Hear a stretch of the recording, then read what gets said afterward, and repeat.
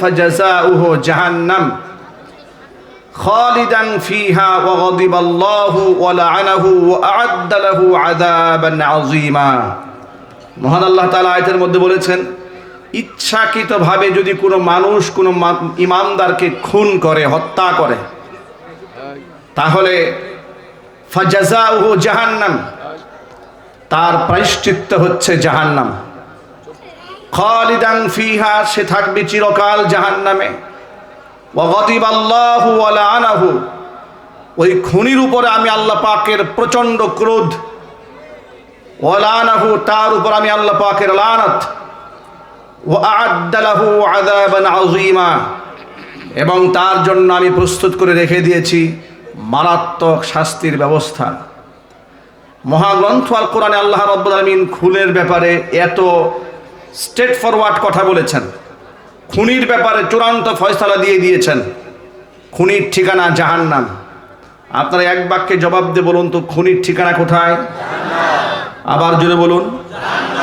এগুলো হচ্ছে পরকালীন শাস্তি, পরকালীন সাজা হচ্ছে খুনির ঠিকানা জাহান্নাম। খুনির উপরে স্বয়ং আল্লাহ পাকের লানত, খুনির উপর আল্লাহ পাকের প্রচণ্ড ক্রোধ, প্রচণ্ড লানত এবং অভিসম্পাত রয়েছে খুনির উপরে। খুন ইসলামের দৃষ্টিতে এত ভয়াবহ এক কবিরা গুনাহ। কোরআন মাজিদে অন্য আয়াতের মধ্যে সূরাতুল মাইদায় খুব স্পষ্ট করে আল্লাহ বলেছেন, মান ক্বাতালা নাফসান বিগাইরি নাফসিন আও ফাসাদিন ফিল আরদি ফাকান্নামা ক্বাতালান নাস জামিআ। বিচার বহির্ভূত অবৈধ হত্যাকাণ্ড, যদি কোনো নিরপরাধ নিরীহ মানুষকে কেউ হত্যা করে, সে যেন একজন মানুষকে হত্যা করলো না, ফাকান্নামা ক্বাতালান নাস জামিআ, সে যেন তামাম দুনিয়ার সমস্ত মানুষকে খুন করে ফেললো। ওয়ামান আহইয়াহা, একজন মানুষকে কেউ যদি প্রাণে বাঁচিয়ে দিতে পারে, সে যেন একজনকে বাঁচালো না, ফাকান্নামা আহইয়ান নাস জামিআ, সে যেন তামাম দুনিয়ার মানুষদেরকে বাঁচিয়ে দিল। জোরে বলুন সুবহানাল্লাহ। ইসলামে জীবনের মূল্য কত বেশি, একটা মানুষের প্রাণের মূল্য কত বেশি। আপনি বিনা অপরাধে একটা অমুসলিমকেও হত্যা করতে পারবেন না, পারমিশন দেওয়া হয়নি। মুসলমান তো দূরের কথা, কোন ইহুদি খ্রিস্টান নাস্তিককেও আপনি বিনা কারণে বিনা অপরাধে আপনি হত্যা করতে পারবেন না। কোরআন মাজিদ আল্লাহ রাব্বুল আলামিন চূড়ান্তভাবে মানুষ হত্যা করার মতো গুনাহকে হারাম করে দিয়েছেন। আপনি মানুষ হত্যা করবেন তো দূরের কথা, মানুষ তো আশরাফুল মাখলুকাত। মানুষের সম্মান, মানুষের মর্যাদা এত বেশি, শুধু মানুষ হওয়ার কারণে তারা আল্লাহ পাক একটা সম্মান দিয়েছেন। সে নামাজি না বেনামাজি, ইহুদি না খ্রিস্টান, এসে সেটা দেখে নয়, শুধু মানুষ সেই হিসেবে আল্লাহ পাক তার একটা মর্যাদা দিয়েছেন। কোরআন বলে, ওয়ালাকাদ কাররামনা বানি আদম ওয়া হামালনাহুম ফিল বাররি ওয়াল বাহর ওয়া রাযাকনাহুম মিনাত তাইয়্যিবাতি ওয়া ফাদ্দালনাহুম আলা কাসীরিম মিম্মান খালাকনা তাফদীলা। আল্লাহ পাকের ভাষায় আল্লাহ বলছেন সূরা বানী ইসরাঈলে, ওয়ালাকাদ কাররামনা বানি আদম, আদম সন্তানকে আমি সম্মান দিয়েছি। ওয়ালাকাদ কাররামনা বানি আদম, আদম সন্তানকে আমি আল্লাহ সম্মান দিয়েছি। ওয়া হামালনাহুম ফিল বাররি ওয়াল বাহরি, এদেরকে জলে স্থলে আমি আল্লাহ তাআলা পরিভ্রমণ করিয়েছি। ওয়া রাযাকনাহুম মিনাত তাইয়্যিবাত, তামাম দুনিয়ার মধ্যে একমাত্র আদম সন্তানকে আমি উত্তম রিজিক উপহার দিয়েছি। হালাল রিজিক, উত্তম খাবার, এটা কোনটা বৈধ কোনটা অবৈধ, কোনটা জায়েজ কোনটা না জায়েজ, এভাবে বাছাই করে করে একেবারে বিশুদ্ধ অথেন্টিক খাবারগুলো আল্লাহ তাআলা একমাত্র আদম সন্তানের জন্য বৈধ করেছেন। বাকি যে সমস্ত পণ্য নাপাক, যার মধ্যে শারারাত আছে, খাবাসাত আছে, যার মধ্যে মানব দেহের অপকার রয়েছে, এ সব কিছুকে মহান আল্লাহ তাআলা ওয়া হাররামা আলাইকুমুল খাবাইস, মহান আল্লাহ তাআলা প্রত্যেকটা খাবিস মানুষের দেহের জন্য অনিষ্টতা আনে এমন সকল কিছুকে আল্লাহ পাক হারাম করে মানব দেহের জন্য উত্তম পবিত্র রিজকের ফয়সালা মহান আল্লাহ পাক করে দিয়েছেন। জোরে বলেন সুবহানাল্লাহ। মৃত প্রাণী এর গোশত খাওয়া আল্লাহ তাআলা হারাম করেছেন, শূকরের গোশত খাওয়া হারাম করে দিলেন, হিংস্র জানোয়ারের গোশত আল্লাহ পাক খাওয়া হারাম করেছেন, হিংস্র প্রাণীর গোশত খাওয়া আল্লাহ হারাম করেছেন। এবার তামাম দুনিয়ার সমস্ত বড় বড় বিজ্ঞানীরা গবেষণা করে দেখেছে আল্লাহ পাক কেন শূকরকে হারাম করলেন। কারণ শূকরের গোশতের মধ্যে এক ধরনের কীট থাকে, ভাইরাস থাকে। মানুষ যদি শূকরের মাংস ভক্ষণ করে অসংখ্য লোকেরা মরণ ভেদি রোগে আক্রান্ত হয়। পৃথিবীর বিজ্ঞানীরা বলেছেন, মহান আল্লাহ তাআলা এমন বিজ্ঞান সম্মত সিদ্ধান্ত ১৫০০ বছর আগে কোরআন নাজিল করে মুসলমানদেরকে উপহার দিয়েছেন। জোরে বলেন সুবহানাল্লাহ। কোরআনের বিধিবিধানগুলো শুধু মুসলমানদের জন্য নয়, গোটা জগৎবাসীর জন্য।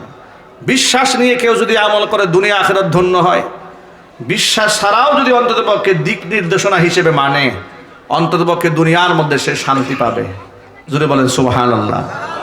দেখুন, ইসলামে কোনো খারাপ জিনিস, দেহের জন্য যা অপকার আছে, ক্ষতি আছে, এটাকে অ্যালাউ করা হয় নাই। মাদক ইসলামে হালাল না হারাম? একটু জোরে আওয়াজে বলেন। জুয়া ইসলামে হালাল না হারাম? ব্যভিচার ইসলামে হালাল না হারাম? জেনা ব্যভিচার হালাল না হারাম? সুদ হালাল না হারাম? ঘুষ হালাল না হারাম? সন্ত্রাসী কর্মকাণ্ড হালাল না হারাম? দেখেছেন, মানে সামাজিক অন্যায় বিশৃঙ্খল বলতে যা কাজ আছে সমস্ত কাজ ইসলাম নিষিদ্ধ করেছে। দৈহিকভাবে আত্মিকভাবে আপনি ক্ষতিগ্রস্ত হবেন এমন সকল পণ্য আল্লাহ তাআলা আপনার জন্য হারাম করে দিয়েছেন। সুবহানাল্লাহ পড়েন। আর এই জন্য সুন্দর একটা গাইডলাইন আল্লাহ উপহার দিয়েছেন কোরআন দিয়ে, রসুলের সুন্নাহ দিয়ে। বর্তমান বিজ্ঞান বলেছে যে লাউ দেহের জন্য, বিশেষ করে পাকস্থলীর জন্য খুবই উপকারী। ১৫০০ বছর আগে হুজুরের একনিষ্ঠ ঘনিষ্ঠ সাহাবী আনাস ইবনে মালিক রাদিয়াল্লাহু তাআলা আনহু বলেন, রসুলের সাথে এক দস্তরখানায় খেতে বসেছি, কিছু তরকারি দেওয়া হয়েছে সামনে।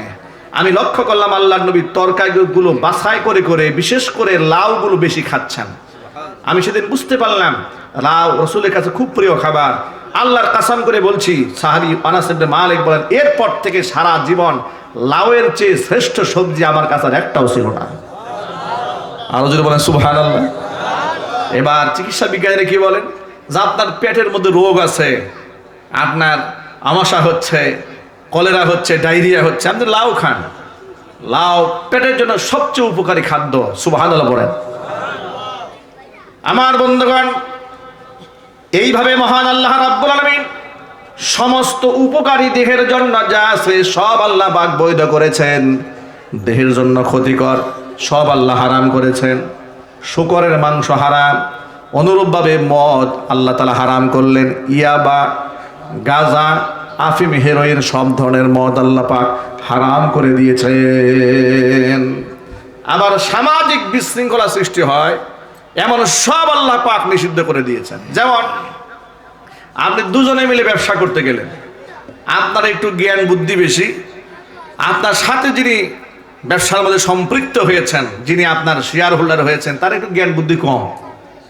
এখন আপনার কি, ওই যে একদিন গল্পে পড়েছিলাম, এক লোক নাকি বলেছে যে আমার প্রচন্ড টাকা ছিল, অনেক টাকা পয়সা ছিল, আর আমার বন্ধুর ছিল অভিজ্ঞতা। দুইজনে মিলে 5 বছর একসাথে ব্যবসা করার পরে আমার বন্ধুর হয়েছে টাকা, আমার হয়েছে অভিজ্ঞতা। মানে ওনার অভিজ্ঞতা হয়েছে, বন্ধু সব টাকা মেরে দিয়েছে। এই যে একে অপরের সাথে খেয়ানত করা, বিশ্বাসঘাতকতা করা, এই যে কম্পিটিশন এই সমাজের মধ্যে আছে না নাই? আরো যদি বলেন। মহান আল্লাহ রাব্বুল আলামিন চূড়ান্তভাবে কোরআন মাজিদের মধ্যে বলে দিয়েছেন, লা তাকুলু আমওয়ালাকুম বাইনাকুম বিল বাতিলি ওয়া তুদলু বিহা ইলাল হুক্কামি লিতাকুলু ফারীকাম মিন আমওয়ালিন নাসি বিল ইসমি ওয়া আনতুম তা'লামুন। জেনে শুনে তোমরা একে অপরের সম্পদকে আত্মসাৎ করবে, আবার অবৈধ দখলদারিত্ব করার জন্য এটা মামলা করে নিজের পক্ষে রায় আনার জন্য চেষ্টা করবে। এই কাজটা কখনো করো না, এটা হারাম। আপনার পেশি শক্তি আছে, ধরেন আপনার রাজনৈতিক শক্তি আছে, এলাকার মধ্যে প্রভাব প্রতিপত্তিশীল আপনার কবজায় আছে, এই শক্তি কাজে লাগিয়ে আপনি দেখলেন যে কিছু দরিদ্র মানুষ এলাকার মধ্যে আছে, জমি জমা ওদের নামে কিন্তু পেশি শক্তি নাই, আপনি বিরাট একটা বাউন্ডারি দিয়ে জায়গাটা দখল নিয়েছেন। এরপরে সে যেন জমিতে আসতে না পারে, উল্টা জমিওয়ালার বিরুদ্ধে একটা মামলা দিয়ে দিয়েছেন। এরকম পলিসি অবলম্বন করার জন্য ভূমি খেকু সন্ত্রাসী দেশে আছে না নাই? আরো জোরাবাজি বলুন, আছে না নাই? এগুলা করে লাভটা কি ভাইয়েরা আমার? আপনি যে পেশি শক্তি খাটিয়ে অন্যের সম্পদ বাউন্ডারি দিয়ে দখল করেছেন, কিংবা অন্যের মাল আপনি দখল করে নিয়েছেন পেশি শক্তি খাটিয়ে, ক্ষমতার মসনদ দেখিয়ে এগুলো আপনি দখল করলেন, দুনিয়ার এই ছোট্ট জীবনে আপনি পার পেয়ে গেলেও বিচার দিবসে কিন্তু পার পাওয়া যাবে না। দুনিয়ার আদালতে আপনার নামে টাকা পয়সা দিয়ে আপনার পক্ষে আপনি রায় আনতে পারবেন, কিন্তু আল্লাহর আদালতে ঘুষ দেওয়ার কোনো রাস্তা নাই। আছে নাকি? বিচার দিবসের মালিক কে জোরে বলেন তো ভাই? একটু আল্লাহর নামটা মোহাব্বতের সাথে বলুন না। বিচার দিবসের মালিক কে? আল্লাহ পাক হবেন আহকামুল হাকিমিন। আমার এই আহকামুল হাকিমিন এই কথাটা বলতে গিয়ে একটা কথা মনে পড়ে গেল।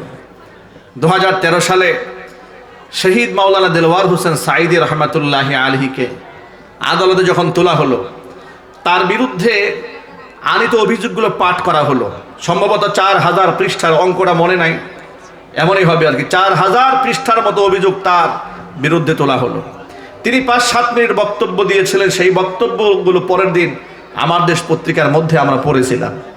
তিনি বলেছিলেন বিচারককে লক্ষ্য করে যে, মাননীয় বিচারক, এই 4000 পৃষ্ঠার কথাগুলোর সাথে আমি সাঈদীর সাথে 100 বছরের কোনো সম্পর্ক নাই, 400 কিলোমিটারের কোনো সম্পর্ক নাই, 1000 মাইলের কোনো সম্পর্ক এই সমস্ত কথার মধ্যে, কথার সাথে, অভিযোগের সাথে আমার কোনো সম্পৃক্ততা নাই। আপনারা যদি আমার উপর বেইনসাফ করেন, এই বিচার শেষ বিচার নয়, আরেকটা বিচার হবে। রাজাধীরাজ সম্রাটের সম্রাট আহকামুল হাকিমিন মহান আল্লাহ সেদিন হবেন বিচারক। আমি হব সেদিন বাদী, আপনারা হবেন সেদিন বিবাদী। সেদিন হবে চূড়ান্ত ফয়সালা, কে হকের উপর ছিল আর কে মিথ্যার উপরে ছিল। আল্লাহু আকবার বলেন। আল্লাহর এই বান্দা দুনিয়া থেকে চলে গেছেন, কত মিথ্যা অভিযোগ তার উপর আরোপিত হয়েছে।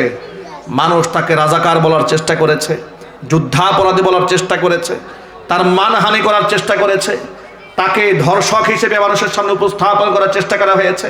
শত সহস্র মানুষের খুনের সাথে তিনি জড়িত ছিলেন বলে তাকে অভিযুক্ত করা হয়েছে।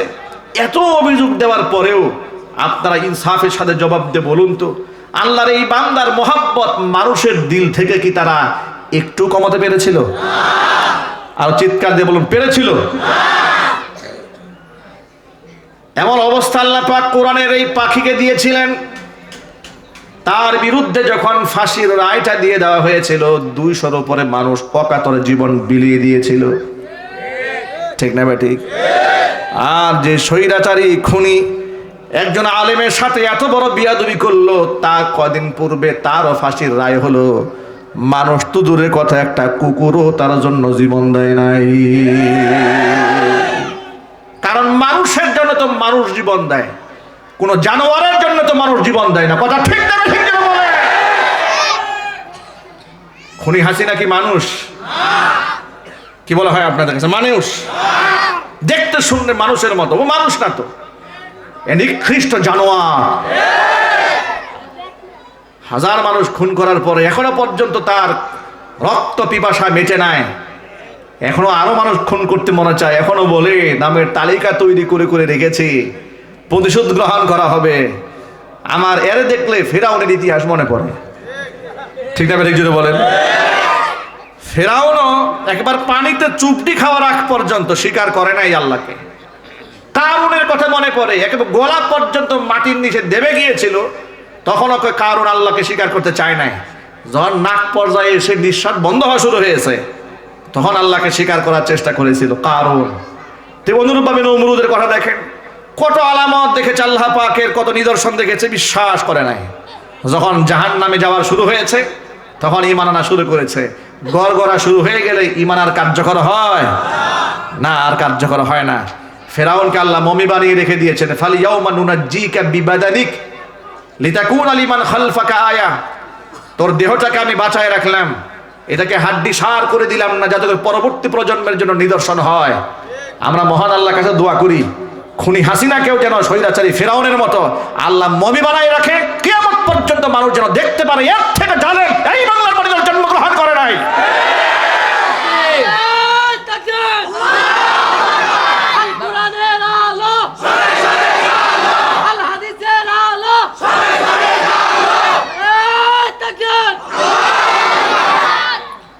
ভাইরা আমার, খুনি হাসিনা এবং তাদের নাতিপুতিদের অন্তরে আলেমদের প্রতি কোনো সম্মান নাই, কোনো মর্যাদা নাই। আলেমদেরকে তারা শত্রু মনে করে, আলেমদেরকে তুচ্ছ মনে করে, ব্যঙ্গ এবং বিদ্রুপ করে আলেমদের সাথে। কথা ঠিক কিনা বলেন? সাধারণ মানুষের রক্তের তো কোনো দাম নাই। যে সমস্ত মানুষদের চেহারা দেখলে লোকেরা নিজেকে ধন্য মনে করে, যাদের হাতের সাথে হাত মিলালে লোকেরা সারা জীবন নিজেকে ইতিহাসের পাতায় নাম লেখাতে চায়, ছবিটা ফেসবুকে আপলোড করে রাখে যে হক্কানে আলেমে সাদাবার মুসাফা হয়েছিল। ঠিক না বেরিয়ে বলেন?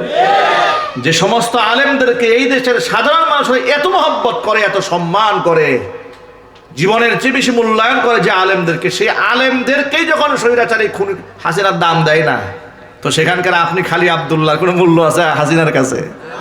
কথা বলেন, মূল্য আছে? হাসিনার কাছেও আলেমের মূল্য নাই, হাসিনার সাঙ্গ পাঙ্গ যেগুলো আছে এদের কাছেও আলেমদের কোনো মূল্য নাই। ঠিক না বেরিয়ে বলে? তার একটা প্রমাণ দেই। 1974 সালে আর 71 সালে দেশ স্বাধীন হলো, 54 বছর হয়ে গেল। মহান আল্লাহ তাআলা আমাদেরকে একটি স্বাধীন সার্বভৌম রাষ্ট্র দিয়েছেন। স্বাধীনতার যুদ্ধে যারা দেশপ্রেম নিয়ে ইমানের সাথে লড়াই করেছেন, আল্লাহ পাক তাদেরকে শহীদের মর্যাদা দান করেন। আমার বাবাও একজন যুদ্ধাহত, মুক্তিযোদ্ধা, 71-এ তিনি আহত হয়েছিলেন। রাষ্ট্র সরকারের কাছে আমাদের ফ্যামিলির একটা সম্মানজনক অবস্থান আছে, কিন্তু মুক্তিযোদ্ধার সাথে তো আর এই রাষ্ট্রের সাথে কোনো কন্ট্রাডিকশন নেই, কোনো বিরোধ নেই। কিন্তু মুক্তিযোদ্ধার চেতনার নামে আপনারা দেখেছেন একেবারে 54 বছর ইতিহাস একটু ঘাটেন, যত নাটক হয়েছে বাংলাদেশে এই মুক্তিযুদ্ধকে কেন্দ্র করে, যত সিনেমা হয়েছে, যত কবিতা লেখা হয়েছে, যত মঞ্চ নাটককে মঞ্চস্থ করা হয়েছে, সমস্ত নাটকের মঞ্চে, কবিতার পাতায়, ইতিহাসের পাতায় দেখানো হয়েছে দাড়ি টুপি, এরপরে সাদা দবদবে পাঞ্জাবিওয়ালা মানুষগুলা 1971 সালে প্রচন্ড আকারে ধর্ষক ছিল। তারাই ছিল রাজাকার। একটু জোরে বলতে হবে নাউজুবিল্লাহি মিন যালিক। অথচ আপনারা শিক্ষিত মহল, এখন তো আমাদেরকে আর ধোঁকা দিয়ে বোকা বানাবার কোনো সুযোগ নাই। আমাদেরকে ইতিহাস বিকৃত করে গোটা জাতিকে কুক্ষিগত করে রাখা হয়েছিল, ভারতের তাবেদার করে আমাদেরকে রাখা হয়েছিল। আমি আপনাদেরকে স্পষ্ট ভাষায় কোরআনের মাহফিল থেকে ঘোষণা দিতে চাই, আমরা স্বাধীন সার্বভৌম রাষ্ট্র। 71-এ পাকিস্তান থেকে আলাদা হয়েছে ভারতের দাসত্ব করার জন্য নয়। ঠিক কিনা যদি বলেন? আমরা যেমন পাকিস্তান হানাদার বাহিনীকে মোকাবেলা করে স্বাধীন ভূখণ্ড ছিনিয়ে এনেছি, অনুরূপভাবে আমরা ভারতের আগ্রাসনকে মুক্ত করার জন্য যদি আমাদের আরেকটা যুদ্ধ করতে হয়, আমরা সেটাও করতে প্রস্তুত। আমরা কাফের মুশরিকদের দাসত্ব করে মরতে চাই না। ঠিক কিনা বলেন? আমার বন্ধুগণ, প্রত্যেক বছর 16 ডিসেম্বর আসে বিজয় দিবসের দিনে কি করে দেখেন, নাটক সিনেমা বানানো হয়, আর সিনেমার মধ্যে দেখানো হয় রাজাকার যারা, ওই সমস্ত হানাদার বাহিনীর সহযোগী যারা ছিল, সব হচ্ছে দাড়িওয়ালা আর সাদা পাঞ্জাবিওয়ালা, মাথার মধ্যে টুপিওয়ালা। এই সিমটমটা, এটা একটা রাজাকারের সিমটম বানিয়ে দেওয়া হয়েছে। ঠিক না ঠিক বলেন? মানে না, রাজাকার শব্দটা আমরা শুনলেই আমরা এত বেশি সিনেমাতে, নাটকে, সর্বত্র এটাকে স্টাবলিশ করা হয়েছে এই তথ্য সন্ত্রাস দিয়ে, মিডিয়া সন্ত্রাস দিয়ে। এটা এমনভাবে গোটা আমাদের বাচ্চাদেরকে, আমাদের প্রজন্মকে শেখানো হয়েছে রাজাকার মানেই দাড়িওয়ালা, রাজাকার মানেই হচ্ছে টুপিওয়ালা। এই জন্য আমি স্বৈরাচারীর আমলে মুক্তিযোদ্ধা মন্ত্রণালয়ের আন্ডারে গোটা বাংলাদেশের 10,000 রাজাকারের নামের তালিকা তৈরি করা হয়েছিল। আমি আমার ভাষায় বলেছিলাম, তাদের আমলেই বলেছি, এই 10,000 রাজাকারদের মধ্যে কয়জনের দাড়িওয়ালা আছে, টুপিওয়ালা আছে, এর তালিকা জাতির সামনে প্রকাশ করা হোক। অথচ আমি এই মুহূর্তে আপনাদেরকে একেবারে সরাসরি ফুটেজ দেখাতে পারবো যে রাজাকার যারা ছিল তাদের ছবিগুলো এখনো পর্যন্ত বাংলাদেশের ইতিহাসে, মুক্তিযুদ্ধ নিয়ে লিখিত ইতিহাসের গ্রন্থে ছবি সহ ছাপা হয়েছে যে তাদের চরিত্র এবং চেহারাটা কেমন ছিল। আপনারা দূর থেকে খুব একটা ফলো করতে পারবেন না, আমি আপনাদেরকে দেখাচ্ছি। এই যে ছবিগুলো দেখতে পাচ্ছেন, এগুলো হচ্ছে তৎকালীন 71-এ যারা রাজাকার ছিল তাদের চেহারা। একটার মুখেও কোনো দাড়ি নাই, একটার মুখেও দাড়ি নাই। এগুলা ছিল তৎকালীন যুগের রাজাকার। এরা স্বাভাবিকভাবে লুঙ্গি পরা, কেউ শার্ট পরা। এটা হচ্ছে স্বাভাবিক রাজাকারদের চেহারা, যাদের মুখে দাড়িও ছিল না, মাথায় টুপিও ছিল না। 71-এর রাজাকারের চিত্র এটা। কিন্তু সিনেমায় রাজাকার তো এরকম নয়, আমাদের মঞ্চ রাজাকার তো এরকম নয়। গোটা ভারতের আধিপত্য বাংলাদেশে বিস্তার করার জন্য আলেম ওলামাদেরকে রাজাকার, আল বদর, আল শামস বলে দমিয়ে রাখার ভিন্ন রাজনীতি স্বৈরাচারী হাসিনা এবং তাদের নাতিপুতিরা করেছে। এই রাজনীতি ইনশাল্লাহ এই কোরআনের বাংলাদেশ আর হতে দেওয়া হবে না। একদম পরিষ্কার বার্তা, আমরা ভারতের আধিপত্য থেকে রাষ্ট্রকে মুক্ত করতে চাই। ভারতপন্থী যারা আছে তাদেরকে লাথি মেরে জাতি ইতোমধ্যে তাদের কোলে উঠিয়ে দিয়েছে। কথা বলতে হবে, ঠিক নেবে ঠিক? যুবকেরা, আজকে শরীফ উসমান হাদি বাংলাদেশের তারুণ্যের অহংকার, সূর্য সন্তান, দেশপ্রেম, ইমান, তাকওয়া এবং ন্যায়পরায়ণতায় মাত্র 32 বছর বয়সে যে ইতিহাসে রচনা করেছে, বাম এবং রাম, নাস্তিক, বেঈমান, দেশদ্রোহী, ক্ষুধাদ্রোহীদের বিরুদ্ধে এবং দুর্নীতিবাজদের বিরুদ্ধে তার বলিষ্ঠ কণ্ঠ বাতিলরা সহ্য করতে পারে নাই। তারা মাথার মধ্যে গুলি চালিয়ে তাকে শেষ করে দিয়ে ইনসাফকে নষ্ট করতে চেয়েছে। মনে রাখবেন, হাদি একা নয়, গোটা বাংলাদেশের 18 কোটি মুক্তিকামী জনতায় এখন হাদি হয়ে দাঁড়িয়েছে। আমি জিজ্ঞেস করতে চাই, আজকে হাদির অপারেশন হচ্ছে সিঙ্গাপুরে, আমরা দোয়া করি মহান আল্লাহ পাক যেন আমাদের চোখের পানিকে কবুল করে আমাদের হাদি ভাইকে পরিপূর্ণ শিফা দান করে আগের চেয়েও দ্বিগুণ পাওয়ার নিয়ে বাংলার জমিনে নারায়ে তাকবীর স্লোগান দেওয়ার শক্তি আল্লাহ পাক তাকে দান করেন। এটা জোরে করে আমিন। আর আল্লাহ পাক যদি তার শাহাদাতকে মঞ্জুর করে নেন, যে তামান্না তার মধ্যে ছিল শহীদ হওয়ার, আল্লাহর কাছে বিনতি জানায়, এই শহীদি রক্ত দিয়ে গোটা বাংলাদেশে নতুন একটা আন্দোলন গড়ে উঠবে। সেটা হচ্ছে ভারতের আধিপত্যকে এই বাংলার মাটিতে এস্টাবলিশ করার জন্য চক্রান্ত যারা করেছে, করছে, ভবিষ্যতে করে যাবে, তাদের দাঁত ভাঙ্গা জবাব দেওয়ার জন্য সকলে গর্জে উঠে আওয়াজ দিতে হবে। হাদি একা নয়, টেকনাফ থেকে তেতুলিয়া, রূপসা থেকে পাথুরিয়া পর্যন্ত প্রত্যেকটা তরুণের গায়ে তাদের কলিজার মধ্যে হাদির মহব্বত ঢুকেছে। রাজি আছেন কারা? দুহাত দেখতে চাচ্ছি আমি।